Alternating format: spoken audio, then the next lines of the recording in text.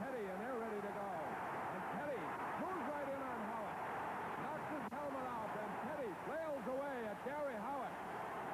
As Wensink gets in there, a third man. Wensink will be thrown out. There's a third man in, a wild scene here. Jim Pettie and Garry Howatt. And a big pile of players and the linesmen, too. Everybody moving in now. And Pettie had been separated. Wensink latched onto the Islander left winger and proceeded to pummel him while he was down on the ice, despite the fact that the two linesmen had themselves pretty well draped. Send back in. Denis O'Brien holds up. O'Brien. Pettie takes another swing. Howatt takes a swing, and Pettie comes out. Howatt and Pettie with the sticks up. Pettie goes after him. Jim Pettie gets a... Still has the mask on. Pettie still has his mask on. Here comes a third man in. Third man in is going to throw somebody out of this hockey game, and now Denis Potvin jumps on top of the third man for the Bruins, and Billy Smith wants to come out of the crease. Smith wants to go. Arbor tells him, get back. The pileup is between Pettie and Howatt and John Wensink, who is the third man in. Wensink will have to be thrown out of the game. Definitely so, George. There was the case there where Pettie figured he was going to control this game. Getting in the shots. Wensink and Howatt now. It becomes a Wensink and Howatt battle as Jim Pettie comes away. It started way back in the opening moments. You may recall I mentioned to you that Pettie took a real slash. Wensink and Howatt still going at each other. Bruce Hood, the referee, trying to help Hodges, the linesman, to separate them. All this taking place at 17:45 of the first period.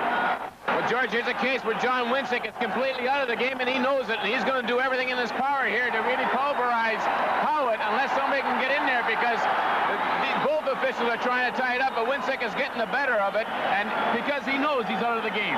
He's just going to do everything in his power to try and hit as many players as he can, but right now he's got Garry Howatt. Denis Potvin came within just inches.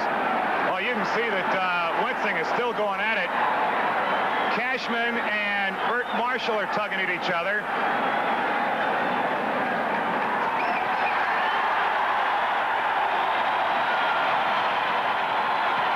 Now the guy who started it all is number 31, Jim Pettie, and it looks like he's learned a little bit from Jerry Cheevers, but Jerry Cheevers certainly does not go that far. Now, Eddie, the stick swinging got a little bit heavy. With a break in the action, 17:45 to go and no score. Let's pause for a moment. Gordon and Eddie, first of all, Wensink is gone for the night.